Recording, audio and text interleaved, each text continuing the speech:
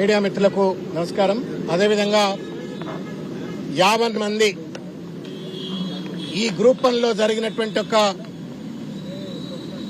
అవకతవకలకు వ్యతిరేకంగా పోరాడి న్యాయబద్ధంగా, ధర్మబద్ధంగా, రాజ్యాంగబద్ధంగా గెలిచినటువంటి విద్యార్థి నిరుద్యోగులందరికీ కూడా శిరస్సు వంచి నమస్కారం తెలియజేస్తూ కృతజ్ఞతలు తెలియజేస్తా ఉన్నాం బీఆర్ఎస్ పార్టీ తరపు నుండి. ఇది రాజకీయాలకు అతీతమైనటువంటి ఒక సమస్య. లక్షల మంది యొక్క జీవితాలతో ఇవాళ రేవంత్ రెడ్డి గారి యొక్క ప్రభుత్వం చెలగాటమాడుతూ ఇష్టం వచ్చినట్టుగా టీజీపీఎస్సీలో ఉన్నటువంటి ఒక నియమ నిబంధనలన్నీ కూడా తుంగలో తొక్కి వాళ్ళ స్వంత పరీక్ష అయినట్టుగా ఇష్టం వచ్చినట్టు నిర్వహించి ఇవాళ చేయకూడని తప్పులన్నీ కూడా చేసినారు.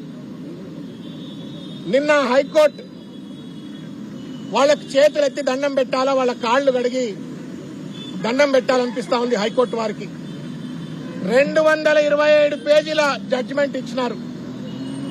ఆ జడ్జిమెంట్ లో ఉన్నటువంటి ఒక పదం రేవంత్ రెడ్డి గారి ప్రభుత్వానికి, టీజీపీఎస్సీకి చెంప చెళ్లు అనిపించినట్టుగా ప్రతి పదాన్ని కూడా ఆ జడ్జిమెంట్ లో రాసిండ్రు. మానవత్వం ఉన్నటువంటి ఏ మంత్రి అయినా, ముఖ్యమంత్రి అయినా, ఐఏఎస్ ఆఫీసర్ అయినా, బ్యూరోక్రాట్ అయినా ఒకసారి ఆ జడ్జిమెంట్ చదివిన తర్వాత మాట మాట్లాడకుండా హైకోర్టు తీర్పును వెంటనే అమలు చేస్తూ మొత్తానికి గ్రూప్ 1 పరీక్షను మళ్లా రీకండక్ట్ చేయవలసిన అవసరం ఉంది.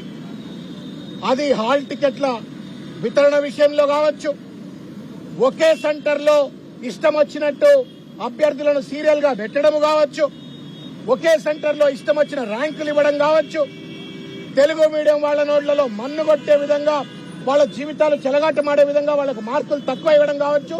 ఇట్లా పుంకాలుగా ఆ జడ్జిమెంట్ లో ఉన్న అంశాలన్నీ కూడా చదివిన తర్వాత ఇది టీజీపీఎస్సీ కాదు, ఇది తెలంగాణ నిరుద్యోగుల పార్టీ శాపం అనేటువంటి రీతిలో కనబడ్డది.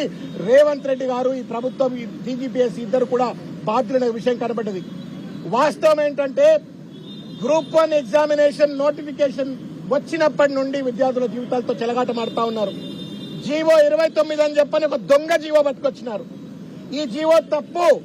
ఈ జీవోలో ఉన్నటువంటి అంశాల వల్ల ఈ రాష్ట్రంలో ఉన్న ఎస్సీలు, ఎస్టీలు, బీసీలు వర్గాలకు, అణగదొక్కబడ్డ వర్గాలకు అన్యాయం అవుతుందని చెప్పని సహేతుకంగా ఆధారాలతో చూపెట్టినప్పటికీ కూడా జీవో 29 ను ఒంటెత్తు పోకడతో దున్నపోతు మీద నీళ్లు పడ్డట్టుగా వ్యవహరించి ఆ జీవో 29 అమలు చేసే ప్రయత్నం చేసినారు.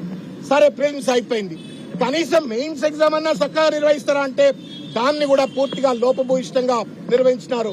ఇంతకుముందు పెద్దలు ఆర్ఎస్ ప్రవీణ్ కుమార్ గారు చెప్పినట్టుగా మొత్తానికి గ్రూప్ 1 ఉద్యోగాలన్నీ కూడా అమ్ముకున్నారో ఏమో అని చెప్పని అనుమానం కలుగుతా ఉంది.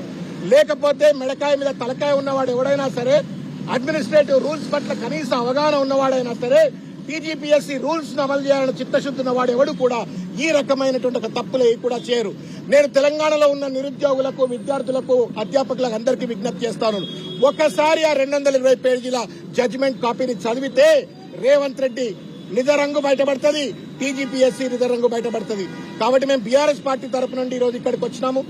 మళ్ళా మా గెల్లు శ్రీనివాస్ గారు, విద్యార్థి నాయకులు, వారు వివరంగా భవిష్యత్ కార్యాచరణ ప్రకటిస్తారు. కానీ మేము ఇవాళ కేటీఆర్ గారి యొక్క ఆదేశాల మేరకు మేము ఇక్కడికి వచ్చాము. వచ్చి మేము కమిషన్ వారికి ఒకటి, బేషరతుగా మీరు హైకోర్టు ఆర్డర్ అమలు చేయండి. We're hearing the news that ఏదో రిట్ అపీల్ చేస్తాం, పెద్ద లాయర్లను పట్టుకొస్తాం, పెద్ద లాయర్లను పట్టుకొచ్చి మేము డబ్బులున్న లాయర్లను పట్టుకొచ్చి మేము ఏదో మ్యానిపులేట్ చేస్తాము, రిట్ అపీల్ చేస్తాము, ఫస్ట్ కోర్టుకు పోతామని చెప్పని అంటున్నారు. ఏ కోర్టుకు పోయినా నిర్దాక్షిణ్యంగా మీరు నిరుద్యోగుల గొంతు కోసినట్టే. మీ దగ్గర డబ్బులుండొచ్చు, పెద్ద రాయలు రావచ్చు, రిట్ అపీల్ చేయొచ్చు, సుప్రీంకోర్టు పోవచ్చు, ఇంకెక్కడికైనా పోవచ్చు.